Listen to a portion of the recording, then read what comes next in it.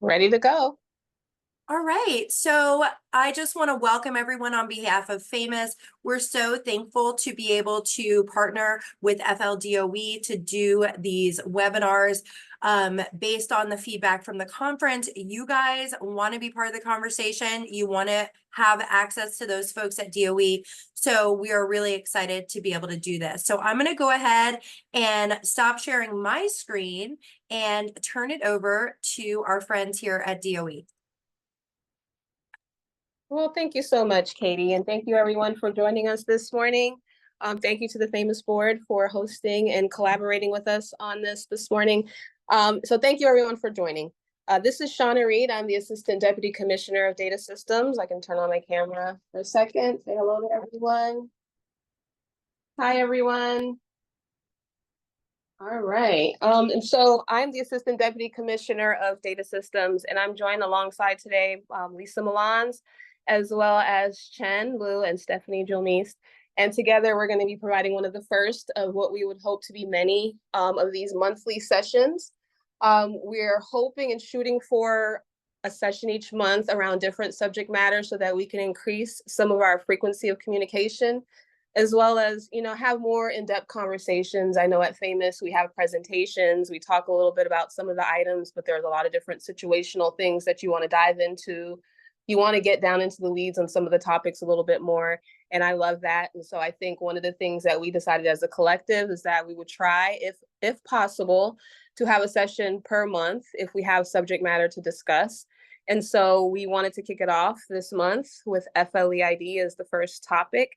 And so I'll let Chen talk a little bit about that in a little bit.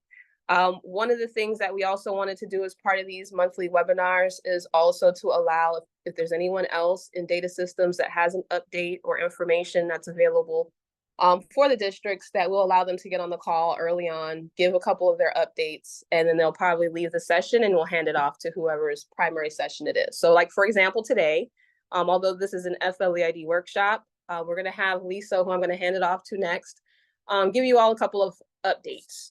So I'll hand it off to Lisa. Lisa, when you're ready, feel free. All right. Let's see. Sorry, I'm not 100% familiar with Zoom. Hey, good morning, everyone. Hope you guys are having a great day so far. It's Thursday. We're getting towards the end of the week. So that's exciting. But what also is exciting is some of the information I'm going to share with you today. During the FAMIS conference, we talked about communicating more about our database manual update changes that we had. And I know that a lot of people requested, hey, we want emails for any time that comes out. And I don't know that we could do that. We didn't commit to that at the time, but I said, hey, as we have these webinars, I can jump on, somebody from my team can jump on, and then they can share the update. So that's what I'm here to do today. And so what we're going to be covering is the July 26, 2024 update after the rollover. So we hit the rollover before July 1, and the student and staff changes are out there. We have some other updates, and I think that those may be related to 23-24. But so I wanted to just communicate the latest changes from the last update. Everybody can go to the database manual update page, access that page, and the July 26 updates are there.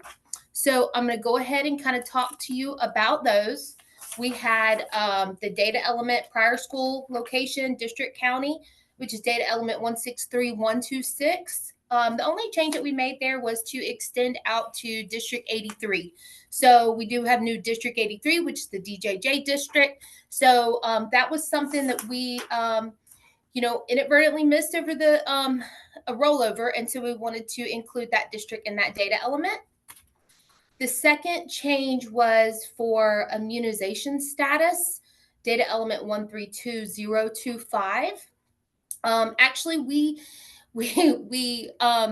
missed the update for the definition that the business owner, program area owner wanted to elaborate on in the definition. We included codes U and V during the rollover.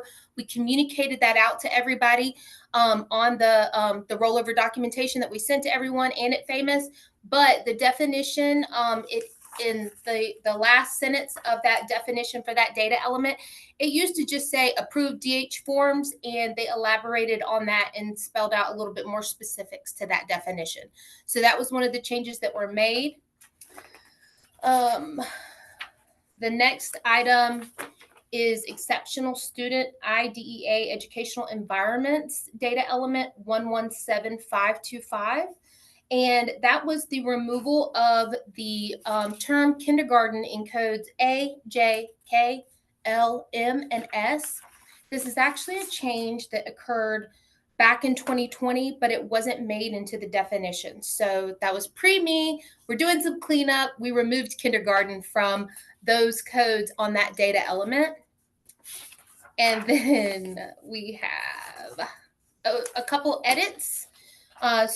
For student demographic, edit number 31, we included 3450, which is the new personalized education program school number 3450. So that was in student demographic, edit 31. And then also student demographic, edit 40. So we included 3450 school code, school number in that, in those edits. Lastly, we updated Appendix O and Appendix Z for 24-25, both of those for 24-25, and then for 23-24, Appendix Z, the industry search. So those Appendix Z for industry certification, that was some minor changes right at the rollover. So it still references 7/1/2024. We just got that just a little bit, a few days late.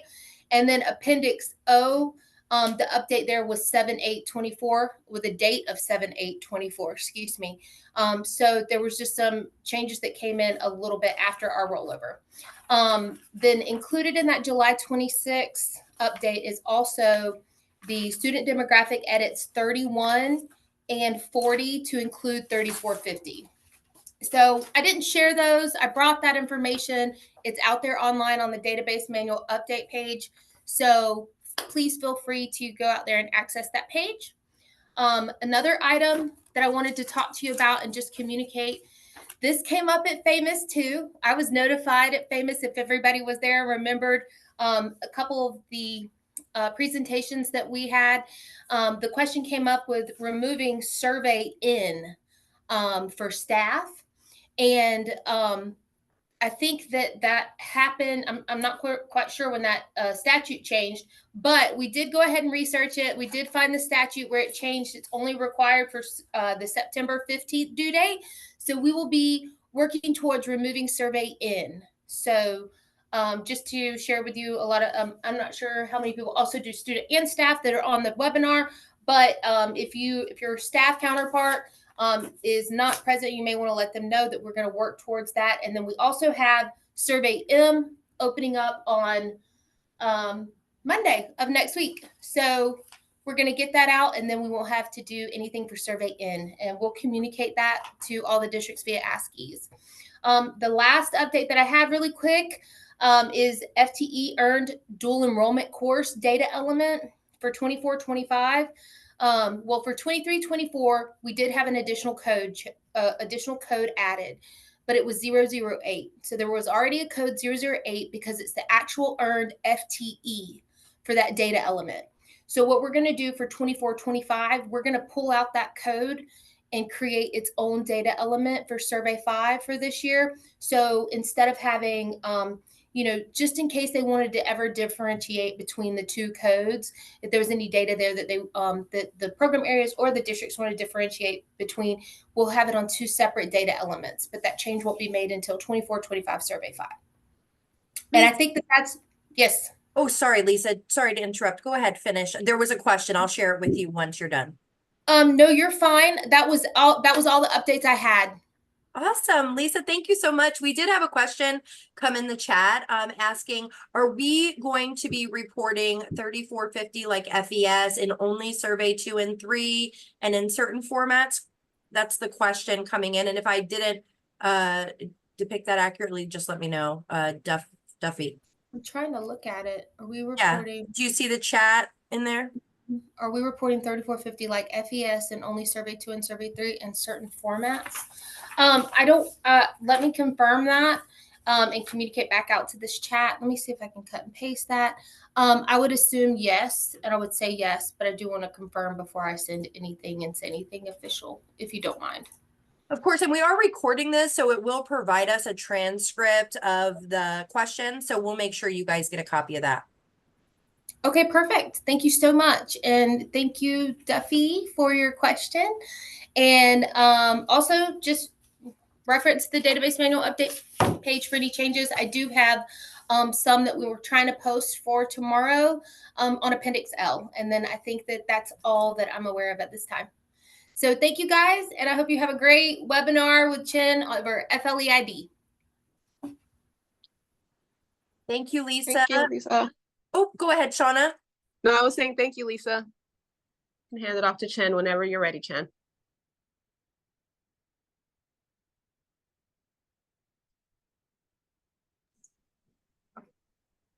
Okay, so my name is Tanu. Good morning, everyone.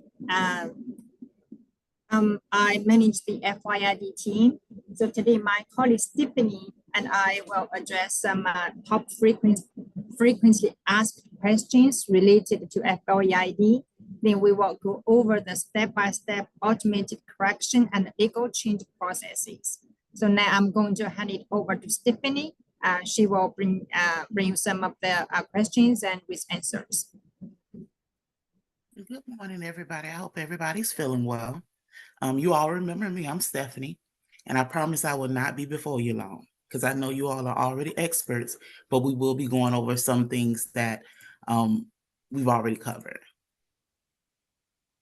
Give me a minute.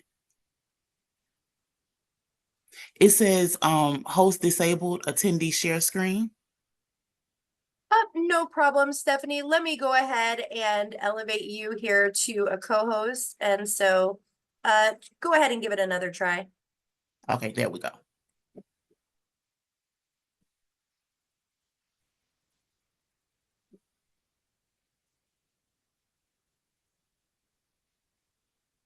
All right, are you all able to see my screen? We are. We see question one.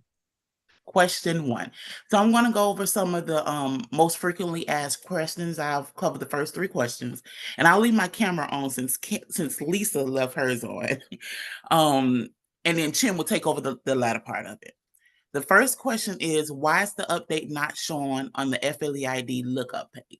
So we all know when we log into the app, we search a FLEID number, the first page that shows up, it shows some information that's submitted by all contributors. And sometimes we get the question when we do updates or when we do legal changes, why is certain information still showing on that front page? So let's go through our bullets.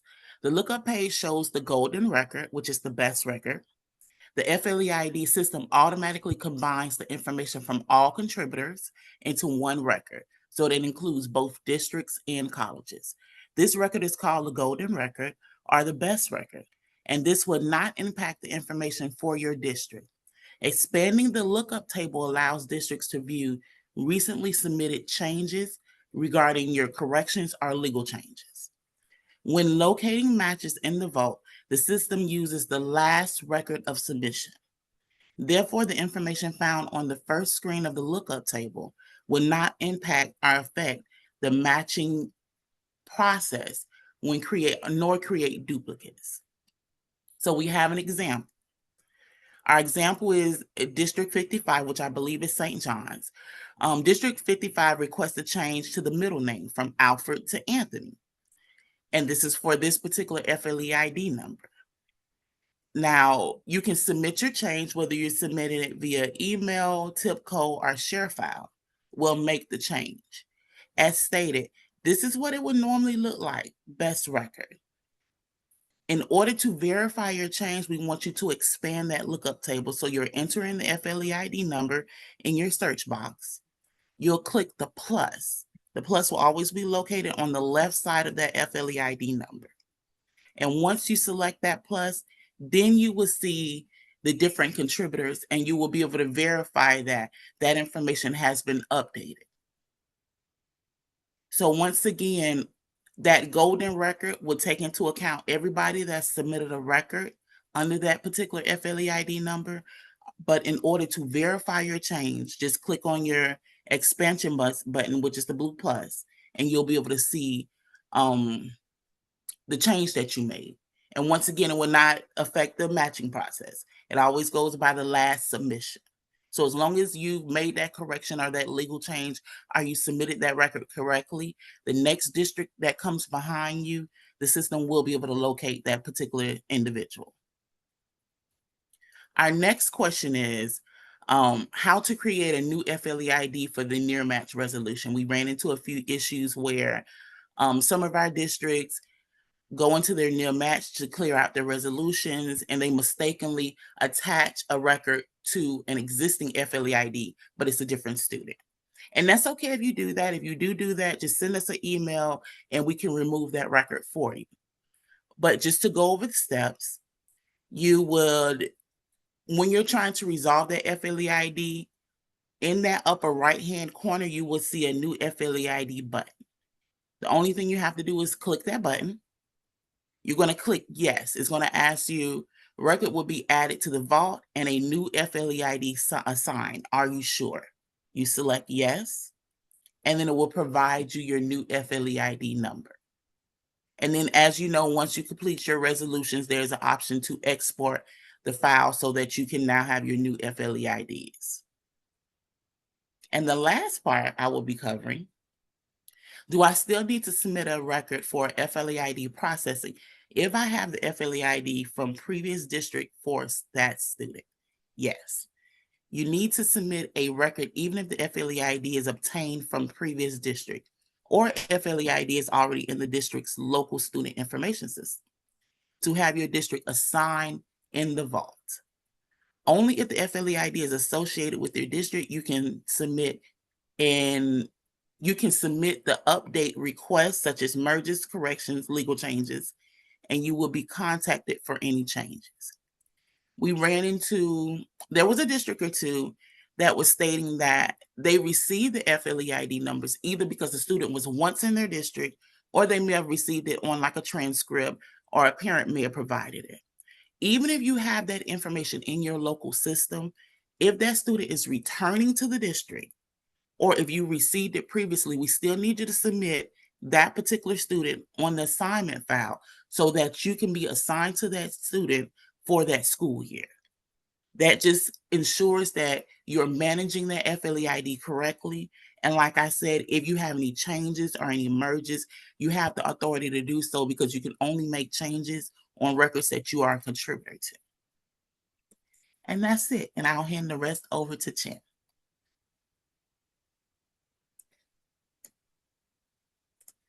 Thank you, Stephanie. Mhm. Share my screen.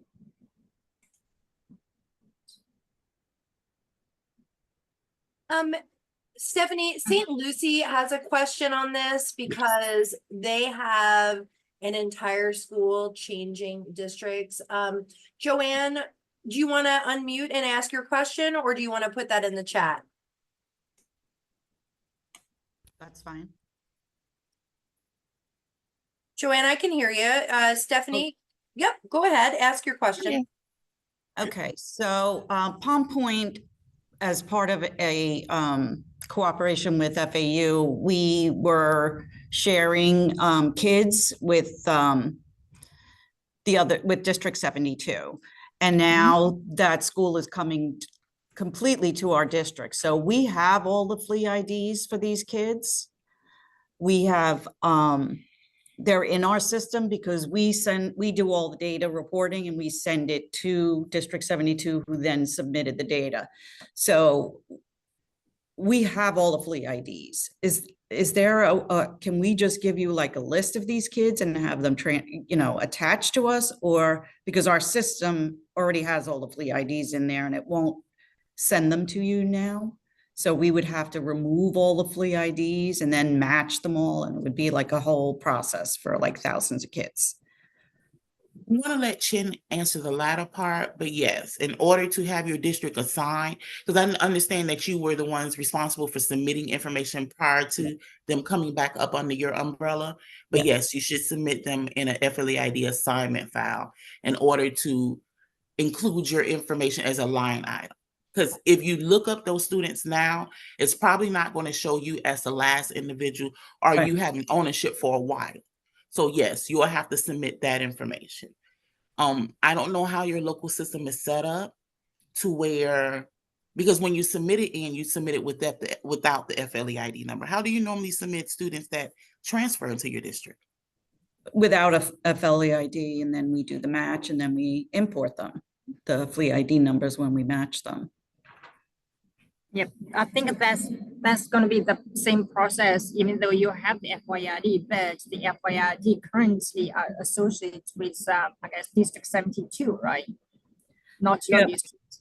But we don't want to get them confused. Like, we would rather just, because that near match process is not always perfect, and then we end up having to manually match a lot of kids. I mean, if we already have the FLEIDs, there should be a process to attach them to our district. Right. Chen, So, So can I speak to that one, Chen? yes, please.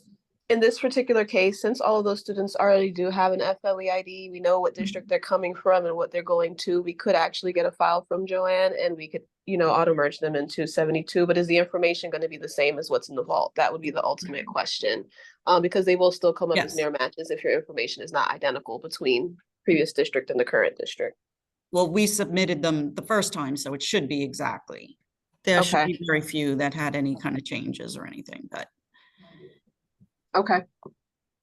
So what kind of a file would we be able to submit? Could we just give you the FLEIDs, or do you need all of the? You would give us the exact file that you would typically give, but include the FLEID in it. So if you can give us the same, if it's possible to give us the same FLEID file that you usually provide with the blanks, we would ask that you give us the same file with the FLEID. Okay, we'll have to figure out how to do that. We could either create a data mining report or.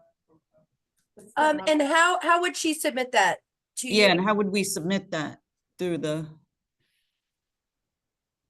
I think You would right. send it through Yes. TIPCO, but I would say Joanne, email Chen so that she knows about this particular, so she has this one documented and we can talk to our team so they can know that that one is coming through. Yeah, we've emailed her, and I think she wasn't real clear on what we were trying to do. That's why we thought it would be best to speak about it so that we could kind of explain it a little bit more. Okay, so Chen, if you can follow up on that one and give Okay. Joanne the naming convention you would prefer for that one, we can get that one squared away. Okay. Awesome. Yeah. Thank you for your question, Joanne. We have another question in the chat, if that's okay, from Mary Beth. The question is, did I understand correctly that we have already submitted a student for FLEID and got one, that if they leave us and then come back that we need to resubmit again? Is that accurate, or is she understanding that incorrectly? I can answer that one also. If you have an FLEID already associated with your district, you do not need to resubmit again. We only need them to be assigned FLEIDs when they first enroll in your district. So if they come from another district and they have an FLEID, but they don't have one associated with your district, they need to resubmit that FLEID. They need to submit that FLEID so that we can get an FLEID associated, a record associated with your district. But if they left your district and then they came back, they're already there. We already have an FLEID from them, so we should be good. Thank you for that clarification. That's all the questions that are in the chat at this time. Okay. Thank you. So I'm trying to share my screen.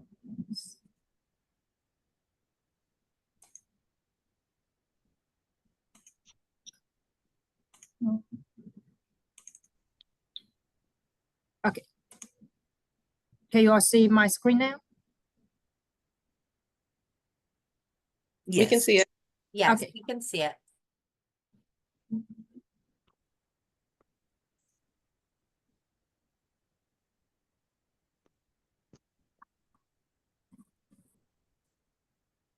Okay, so number 4 question. What to do if the information, for example, FOID or student's name found in the student's locator is different from FOID lookup? So here I want to let you know that the student's locator is not linked to the FOID vault. Sometimes the student's information in the student's locator was updated, but not in the FLEID vault. Therefore, if you find any discrepancy on your student's records, please submit the request, update request to the FLEID project email. And then we can, check your feedback and then also compare with the FLEID vault to make the appropriate update. And here I want to let you know that in August, our office will provide all districts with a copy of their active records found in the vault.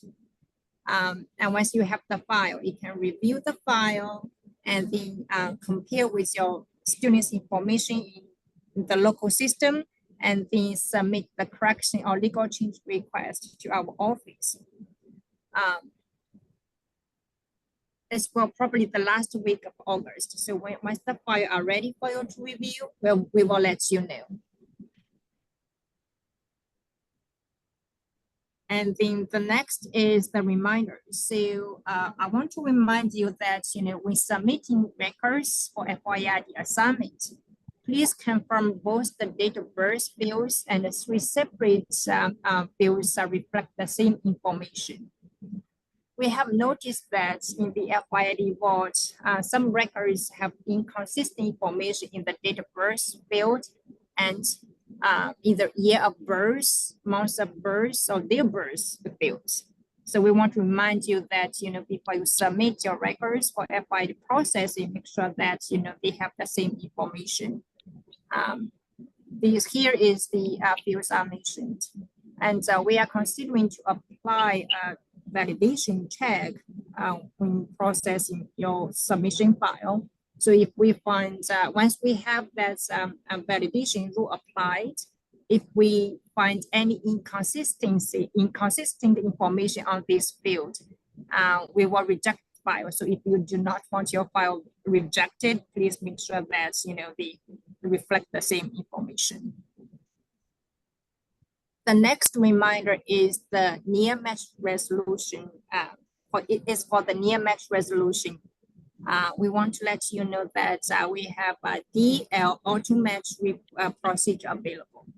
I want to mention this is because I noticed that, sometimes some districts, spend hours and hours to do the auto, to do the near match resolution. So I want to let you know that we have the DL auto match procedure. The primary purpose for this process is to help you reduce the number of near match records in the near match record table.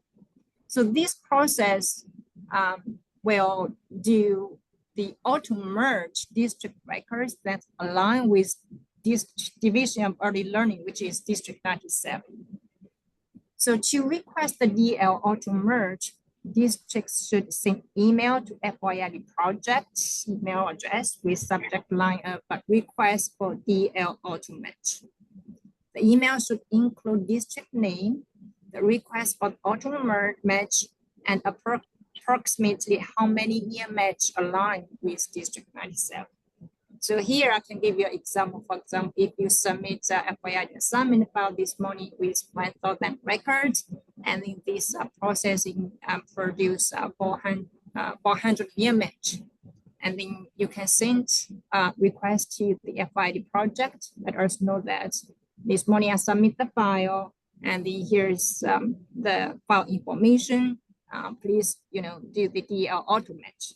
Once we receive this request, we will do our FLEID matching process, then flag the records from your district that align with the District 97. Once we find these records, we will do our auto merge. So you don't need to do the near match resolution one by one. So that's the reminders I bring here. And next, before I go to the automated correction legal change processes, I want to give you time to ask questions. So Chen, I can speak to one of the questions that I see in the chat really quickly. I know one of the number one questions we get around the DEL auto match process is why can't we automate it? And I know that's a question that came up in the chat, and we don't disagree. We agree with that. That is something that's actually on our list for the upcoming year to tackle, but it's not in place yet. So in the interim, we're asking for you all, if you see that you have a large amount of near matches, and I know someone asked as a secondary question, how do we know how many without clicking on each individual near match? Let's say you submit a file and you go to do near matches and the first 10 are all DEL. That would just automatically give you the opportunity to say, hey, Chen, can we maybe bounce our file to see if it's a candidate for auto matching? Send it to us if you have a large amount of near matches, and as you scroll through, you see that they're DEL related, we'll handle them if you go through the auto match process. And we definitely agree that it should be something that's automatically completed. It just hasn't been implemented yet. So I think that answers the 3 questions that I see. If you guys have anything else, feel free to drop them in the chat. Chen, you can go ahead and pick up from there unless we get more questions. Someone's asking, Chen, what is the expected turnaround time when they contact you for an auto match? For the automate right now, I mean, as is about, I think 1 to 3 days, depends on, sometimes, we get one request during the day, it's going to be very quick, but if we get like more than 3 requests, well, I guess my answer is, it depends on how many requests we received on that day. I would say like the estimate should be like between 1 to 3 days. Shauna, we had one more question come in a little earlier about, is it possible for the FLEID team to share a copy of this frequently asked questions document that they're going through? Maybe throw it in the chat or provide it to me and I can post it on the FAMIS site. Guys, we're using these documents as a point of reference. The document routing process internally takes quite some time. So these documents are used so that we can reference them through the webinar, but I don't think we'll be providing them. So if Katie, we can reference all the information in the video, that would work for us. I don't think that we're going to release any of the documentation because it didn't go through our extensive process. I understand. For release externally. Okay, no problem. Yeah, I think as Shana said, if we, go through this review and approval process, I think our first webinar may have to wait until like September, October, and not today. But once we can send them through for approval, and then we can make them available to you, Katie, as well as on our site. Perfect. And then did you see that other question that came in? Once we request, when do we go back to the other near matches? Chen, do you usually notify them after completion of the DEL auto merge process to then complete their remaining near matches thereafter? They're wanting to know after the process, what's next? How can they go back? Got that. Yes, that's a good question. So after we receive the request and complete the DEL auto match, we will send you an email, let you know that we complete the auto match, and then we will also let you know how many near match left for you to resolve. These are the near match that match aligned with the other district that you have to review and make resolve them from there.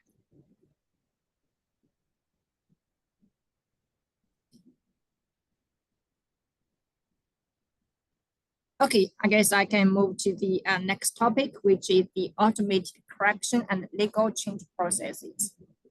I think one of the other questions is how do we not have our records purged automatically? We put the purge across all districts. We'll have to talk to our technical team to see if we can have districts excluded from having their records purged. So we'll have to put that on the list. Perfect. Thank you. That's all the questions in the chat. I think we're good to proceed. Okay, thank you. So for the automated correction and legal change, first I want to give you an overview of these processes. Right here, the correction and legal change, automated correction and legal change process, they are 2 separate processes. That means you need to submit the correction request by the correction file and then legal change request by the legal change file. And then the information I'm going to cover next apply to both processes. And as you know, currently you need to submit the correction or legal, would say in the past, you submit the correction or legal change request by our mailbox. Since the automated processes are in place last year, we processed a good number of files, but I also noticed that some district has never submitted the files yet. So I want to use this opportunity to share the information and also the step-by-step procedures.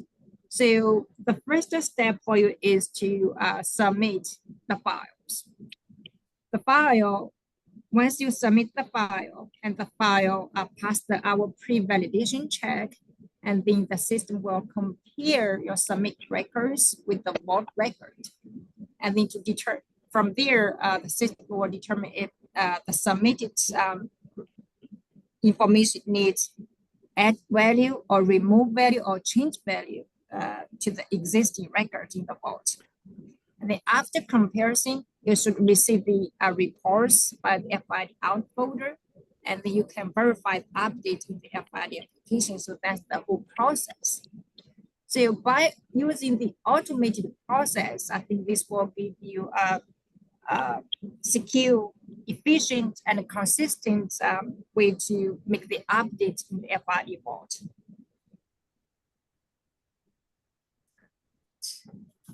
So now let's go to the step-by-step procedure. So the first step for you is to prepare the file for submission. So when you prepare file for submission, you need to make sure that the file follow the correct file naming convention, and the file meets the formats and fields requirements. And also, I want to remind you that this correction legal change file have a record limit of 500. However, if you have more than 500 records to make updates, you can let us, you can notify our office prior, and then we can process a file greater than 500 records. I know, as I mentioned, we are going to provide you with annual extract file. And once you receive the annual extract file, you can use file to compare with your local system, and then submit the correction or legal change request from there. So if you have more than 500 records that you want to make change, just give us a heads up, so we knew you intended to make the change on these many records at one time. Can I ask a quick question before you move on, Chen? This is for Sure. the group, for everyone out there. For those of you who are using the process, is 500 records an issue at all, or is 500 records fine, or does that have no real impact on you all? I'm just curious because we capped it at 500 because we've seen people make mistakes, send us a file of corrections inadvertently, and it has thousands and thousands of records and they didn't mean to. But I was just trying to gauge whether that's okay for the bulk of you all that have actually used it, or if you foresee any issues with that or anything else related to the file submission process. If not, we can move on. Chen, they're asking, is it 500 per day? And I believe the answer is yes, but you can confirm. Yeah, it's 500 per file. Per So, file. Yeah, let's see if you submit more than one file, the first, like 2 files. Let's see, the first file have 400 records, second file have 200 records, that's fine. Okay, good. It's per file. Okay, perfect. Thank you. Any other questions around file submission? If not, Chen, you can move on. Did you see the question in the chat? Can you explain how to read those summary reports and review report? Or are you holding Yes. those? Oh, Yeah, that's our next step. Yes. Okay, perfect. Okay. So once you have your file ready and submitted to the FLEID in folder, as I said, the program will do the pre-validation check. The pre-validation check includes the file name check, file format check, and each field value each field check. And then once the file passed the pre-validation check successfully, our system will generate the report file to review. And then the report will be transferred to you by the typical FLEID out folder. So as you asked, you want to review the reports. I prepared some of the reports. So the reports. This document. Okay, I'm going to share another document. One second.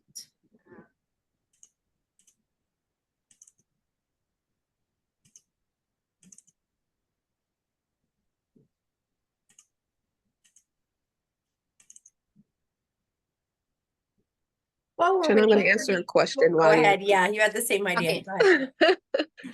Thank you, While you Chen. work on that, Chen, I'll answer a couple of the questions that came through. It says one of the questions was, do we need to notify you if we have placed the files in TIPCO or ShareFile? If it's one of our standard files for processing, TIPCO is automatically going to pick up the file, but ShareFile, you have to notify someone. What is this? TIPCO ShareFile. TIPCO ShareFile. TIPCO, we get notified automatically. ShareFile, you need to let us know. Go ahead, Stephanie. Is there a notification? If when it's they share upload it? file, first you should email us and let us know so we can set a folder up for you. So whenever you submit something via share file, you need to also follow up with an email letting us know what you submitted, whether it was a correction or legal change. I'll normally respond and then give me about a day or two, depending upon how large the file. We try not to make it between like maybe 50 to 70 a day because that's done manually. And then once it's complete, I follow up via email. So like we try to use the automated process via TIPCO to handle those larger files. But if you have something that you need an immediate update for and you don't want to go through TIPCO, that's the ShareFile route that Stephanie is manually doing so that she can expedite if there's only a couple and you don't want to create the file and you just want to call and do a quick update. She can help to support the ShareFile. Stephanie helps to support the ShareFile process alongside with Chen. That is manual, so you will need to notify us. But for TIPCO, that is automated and it will automatically be picked up. Chen, you can go ahead and then we'll go through some of the other questions after you get. Okay, thank you. So this is the summary report. First, I want to let you know that the summary report is generated for all the submitted files. Again, if the file passed the pre-validation, and a summary report will be generated for each submitted file. So here's an example that, a correction file was submitted with one record.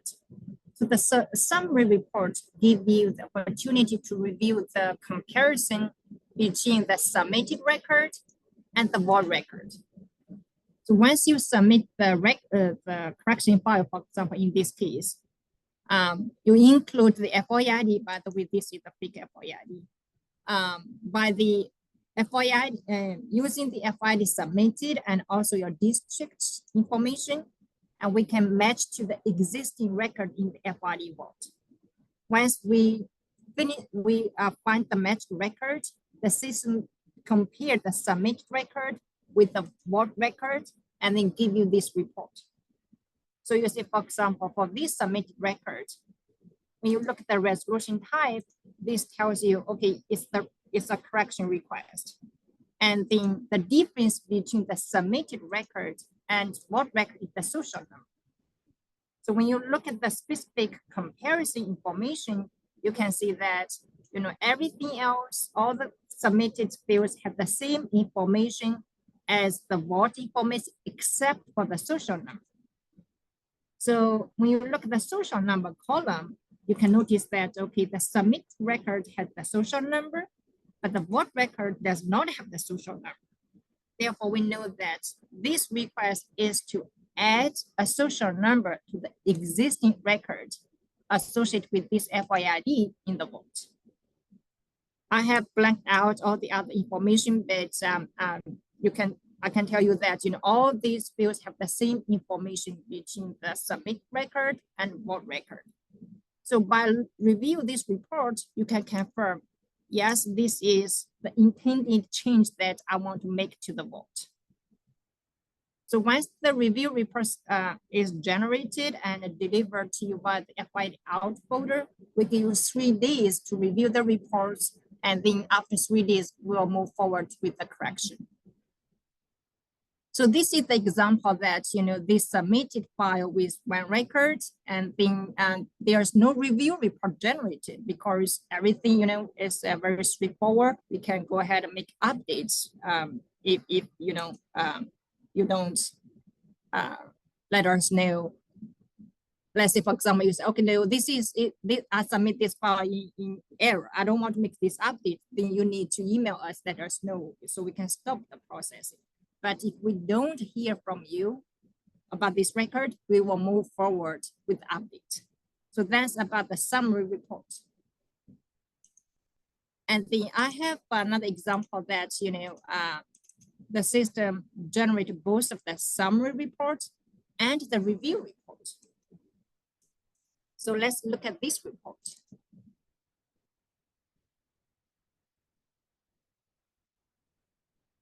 So by looking at this report, you see that I think there are total of 13 records included in this submitted correction file. And you see each submitted record have two rows in this summary report. The first row gives you the information on the submitted record. The second row gives you the vault record information. And then if I look at the resolution type, you see that among these 13 records, 5 records are included in the review report. So you know that, okay, these files have both of the summary report and review report. For the records with the resolution type of correction, you can look at the correction description. This tells you, okay, on these fields, the submit records as different information comparing with the vault record. If you want to confirm the difference, and then you move to the right, look at the specific column in the Excel file to confirm okay, that's the change you want to make. So like, for example, this one, it shows that, okay, the person number, alias number, social number, date of birth, multi-birth indicators, all these columns have different value from vault record. I'm not going to show you all this information, but from this column, you can tell the difference, and move to the right, you can compare the difference. And again, if you agree with this update, you don't need to do anything. We will move forward with update. However, for the review, for the records in the review report, you still, review this correction description, and you can compare between the submit record and vault record. And then you also need to look at the review report to decide what action you need to do. So now let's look at the review report for these 5 records.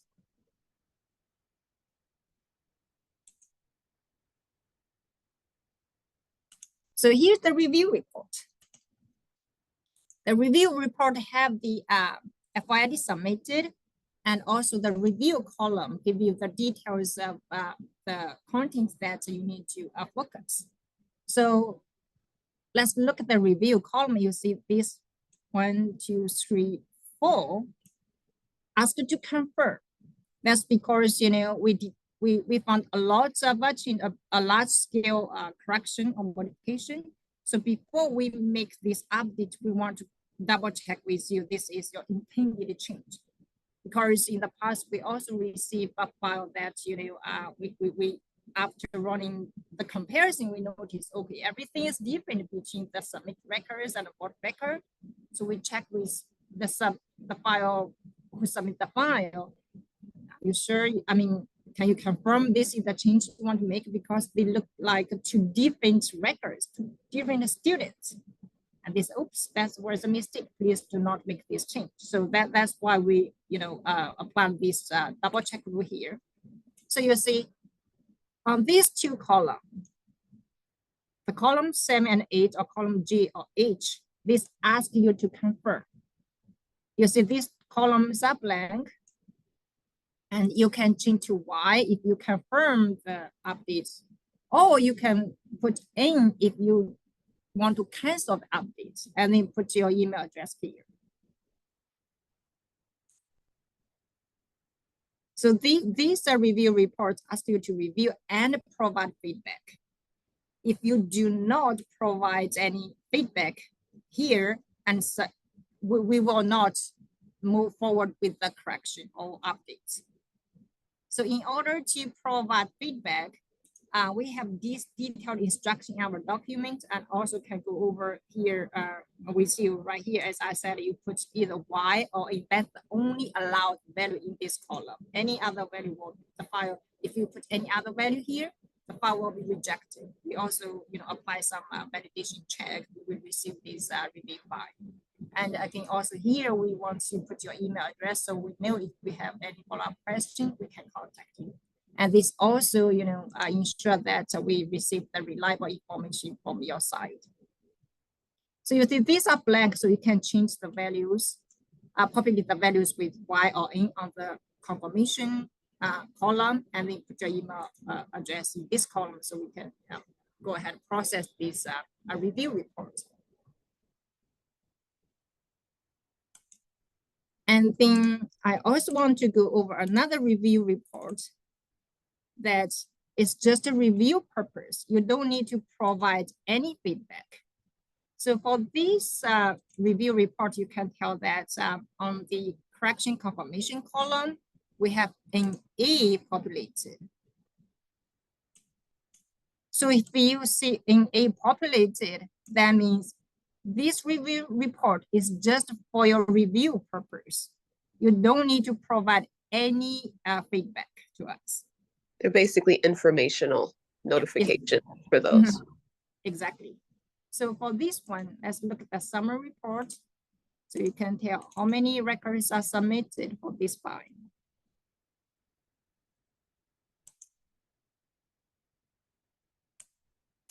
So in this file, legal change file, we received 22 records. 22 records, and then how many are included in the review report? 1, 2, 3, 4, 6, 7, 8, 9, 10, 11, 12, 13. 13 records are included in the review report. And like the description also gives you why, sometimes, give you the reason why this record is included in the review report. For example, here tells you that no legal change identified. That means after we compare the submit record with the board record, we didn't find any difference. They are exactly the same record. So we are not going to make any change to the existing record because no change identified. And then again, for that 22 records, 13 are included in the review report.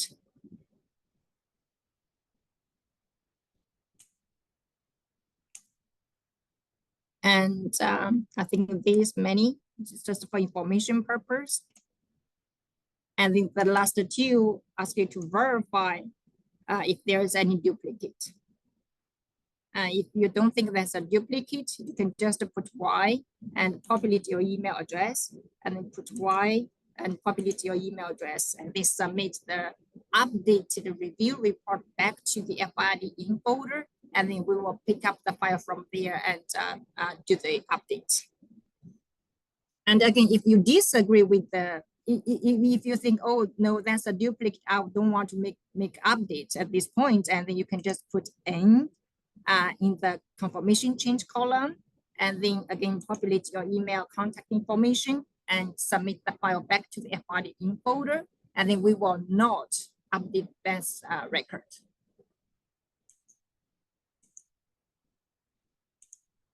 Okay, so then the second step, which is after you submit the file, you review the reports, and then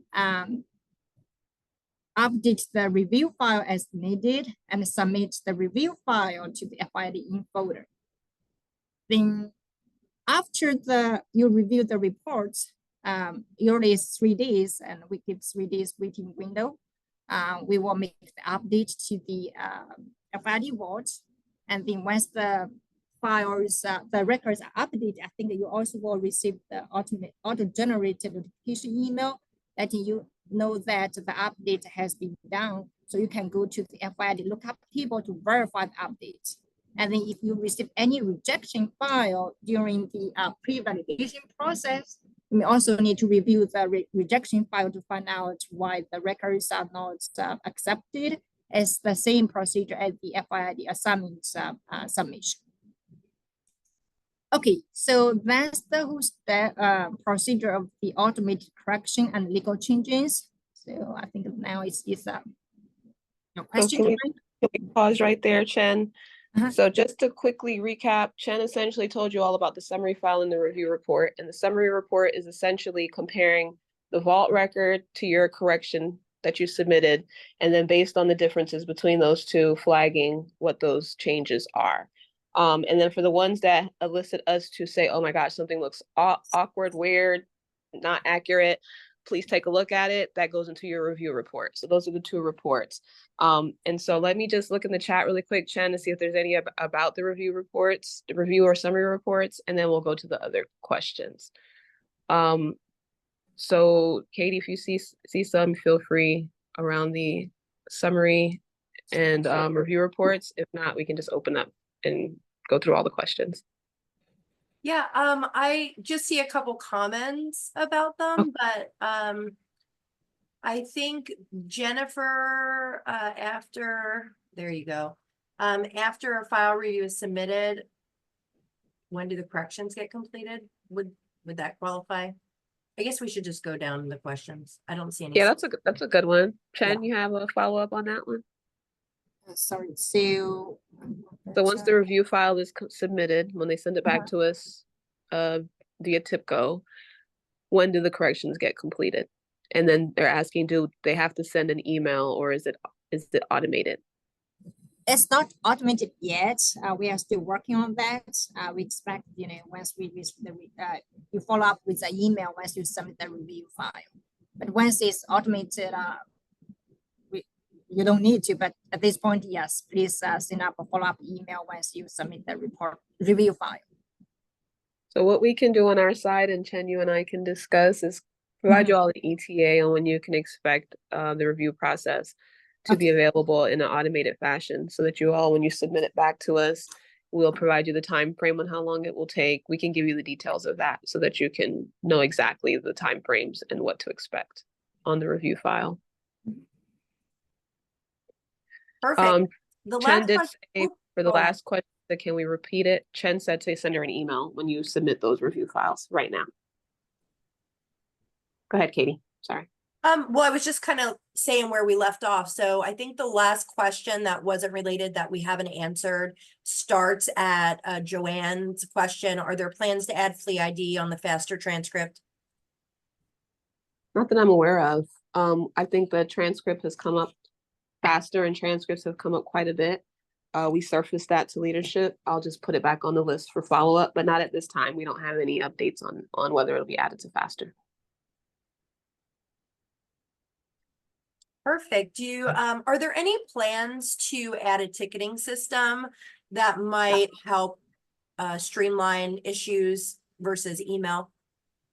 Again, that's another one that we're right in line with. We agree.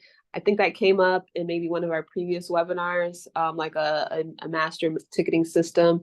And I did also surface that with leadership. We've had some internal conversations, but we haven't landed on that yet. But I do love that idea. No updates on that one right now.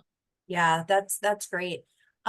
Jennifer's asking, what do we do with records that have a resolution type that equal review FLDOE report?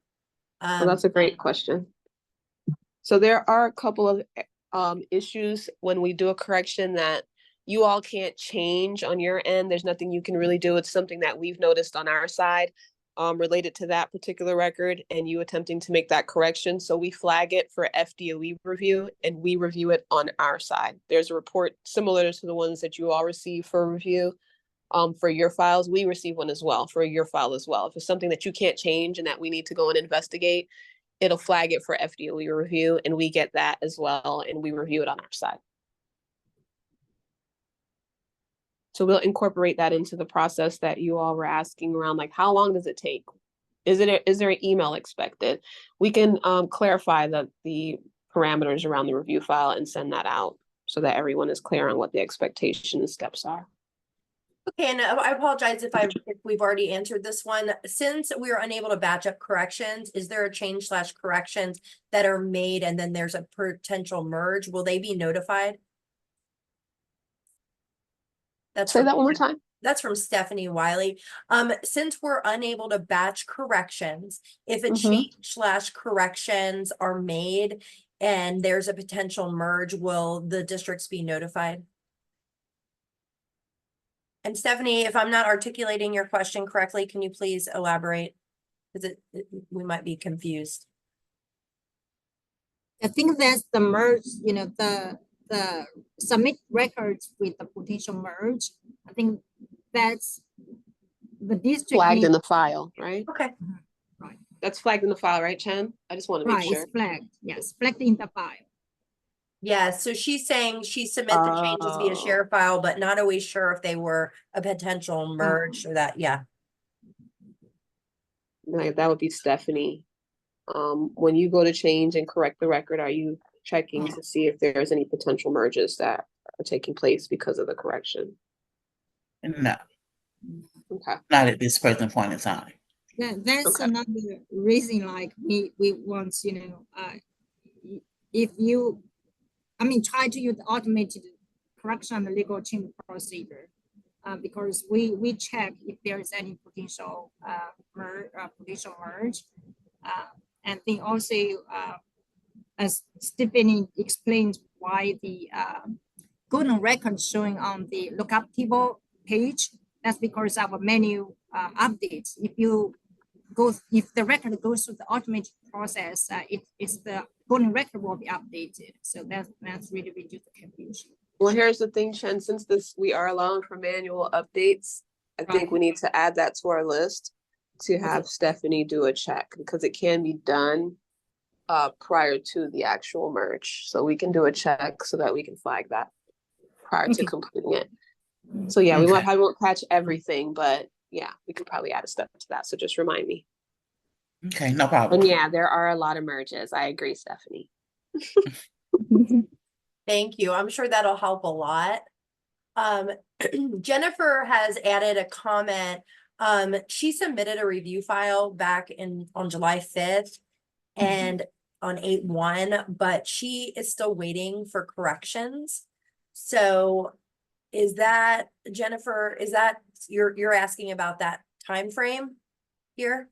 I just don't know if I'm doing something wrong, because I've sent an email, I did the review file, but every time I check and I click on the expand plus blue plus sign, I'm still not seeing the changes made.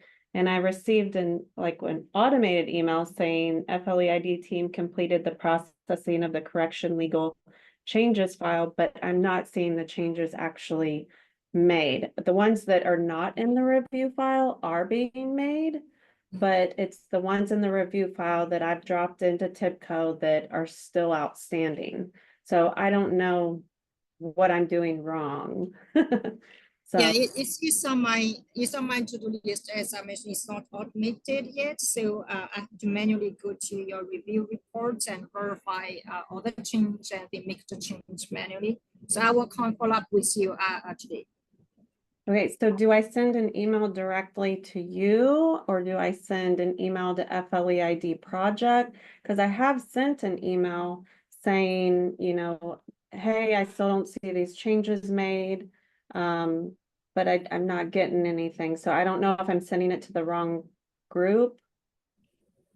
At this point, I think you can send to the FID project and then copy me, so I can check. Okay. Okay, thank you. And Okay, Jennifer, sure. you're from Escambia, right? Just so she has a reference to follow Yes, up. ma'am. All right, awesome. Okay. Thank you. I think, oh, wait, there's one more that Camille, how just can I came help in. you? Oh, yes, good morning. How are you? Good, thank you. How are you? I'm really good. I think I left a message for everybody. I know you were trying to do. I think someone's I was unmuted. trying to Hang on. listen to my. Oh, we got it. Okay, sorry about that. So, another question, last question, I think that's in the chat that we haven't addressed is merge errors. Is there a way for a district to identify which students were part of the merge? I think, did we just answer that with Stephanie, or was that a different question? That's a No, that's different a different question. question. Yeah. Okay. Again, that is something that we will work on in the upcoming school year. And right now for the merge year, we are doing our monthly cleanup, actually starting from this year. So that's why you may receive an email asking you to confirm the merge. What we are doing now is, we pull some internal reports monthly and we identify the merge year records, and then we have our team members to reach out to the involved district So once you confirm the merge, and we will merge, which will clean up the merge year. But for the future, we are planning to develop a procedure to notify you if your records are involved in any merge year project check. And to just piggyback on that answer around the merge errors, it's hard for the district personally to identify a merge error because they're usually flagged by the system when it looks at some of the other records that are in the vault. So as far as you all being able to identify them, I don't think that there's a way for you all to be able to do that except for in the application. It shows you that there is a merge error, but it has to come from Chen and team because we have the information on the back end to show us who are potential merge errors. So she'll continue to reach out and get you guys the info. But as far as you all being able to identify them on your end, I don't think that it's something that's going to be super easy for you to identify, with the exception of in the app, them showing you that there's a certain number of merge errors available for you to reconcile. But I know Chen is working diligently with the team on that process. I believe Chen did mention at FAMIS that if you look at your table and you see that you have a merge error, just send us an email. You'll have to send us the name of the file.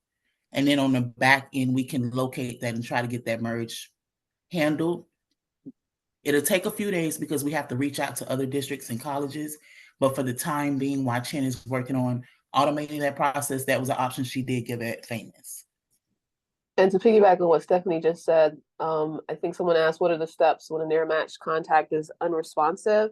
Escalate to Chen. She will then provide it to me and I'll reach out to the leadership from that district to figure out why they're not responding.